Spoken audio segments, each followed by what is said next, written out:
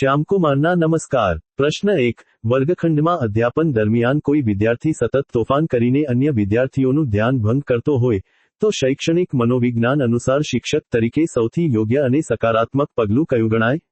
જવાબ: બાળકને વર્ગ બહાર કાઢવા કે શારીરિક શિક્ષા કરવાને બદલે તેના તોફાન પાછળનું સાચું કારણ, જેમ કે રસનો અભાવ કે અસંતોષ, જાણીને તેની શક્તિને કોઈ જવાબદારીપૂર્વકના કાર્યમાં વાળવી, રીડાયરેક્ટ બિહેવિયર। પ્રશ્ન 2, એડવર્ડ એલ. થોર્નડાઇક દ્વારા આપવામાં આવેલા પ્રયત્ન અને ભૂલ દ્વારા અધ્યયનના સિદ્ધાંતમાં, જ્યારે બાળક શારીરિક અને માનસિક રીતે શીખવા માટે તૈયાર હોય ત્યારે જ તે ઝડપથી શીખી શકે છે, આ વિધાન કયા મુખ્ય નિયમ દર્શાવે છે? જવાબ: તત્પરતાનો નિયમ, લો ઓફ રેડીનેસ।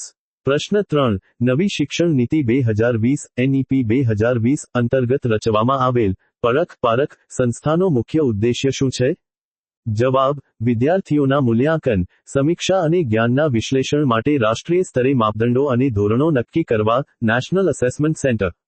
પ્રશ્ન 4, શાળામાં વિદ્યાર્થીઓના સર્વાંગી વિકાસ માટે રમતગમત, સાહિત્યિક પ્રવૃત્તિઓ અને સાંસ્કૃતિક કાર્યક્રમોનું આયોજન કરવામાં આવે છે, આ પ્રવૃત્તિઓને આધુનિક શિક્ષણશાસ્ત્રમાં શું કહેવામાં આવે છે?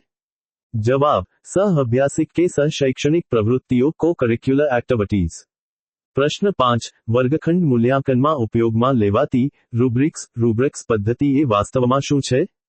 જવાબ: વિદ્યાર્થીઓના કાર્ય, પ્રોજેક્ટ કે પ્રદર્શનનું ચોક્કસ માપદંડો ના આધારે ગુણવત્તાયુક્ત માપન કરવા માટેનું ગ્રેડિંગ ગાઇડ સાધન। પ્રશ્ન 6, બી. એફ. સ્કિનરના કારક અભિસંધાનના સિદ્ધાંત પર આધારિત કઈ શિક્ષણ પદ્ધતિમાં વિષયવસ્તુને નાના ક્રમિક પદોમાં વહેંચીને બાળકને પોતાની ઝડપે સ્વ-અધ્યયન કરવાની તક મળે છે? જવાબ: અભિક્રમિત અધ્યયન, પ્રોગ્રામ્ડ ઇન્સ્ટ્રક્શન। પ્રશ્ન 7, શિક્ષણનો અધિકાર અધિનિયમ આરટીઈ એક્ટ 2009 મુજબ ધોરણ પહેલી 5 પ્રાથમિક વિભાગ માટે શાળામાં શિક્ષક વિદ્યાર્થીનું આદર્શ પ્રમાણ પ્યુપલ ટીચર રેશિયો કેટલું હોવું ફરજિયાત છે? જવાબ: 30 વિદ્યાર્થીએ 1 શિક્ષક 30 થી 1।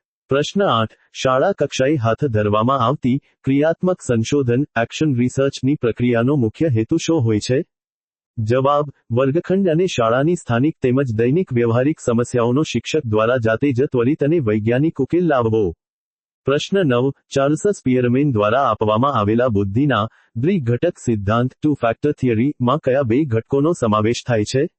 જવાબ: જી ઘટક સામાન્ય માનસિક ક્ષમતા જનરલ ફેક્ટર અને એસ ઘટક વિશિષ્ટ માનસિક ક્ષમતા સ્પેસિફિક ફેક્ટર। પ્રશ્ન 10, વર્ગખંડમાં અમૂર્ત અને અઘરા ખ્યાલોને સરળતાથી સમજાવવા માટે શિક્ષક જ્યારે ઉદાહરણો પરથી સામાન્ય નિયમ તરફ આગળ વધે છે, ત્યારે અધ્યાપનના કયા સૂત્રનો ઉપયોગ થયો ગણાય?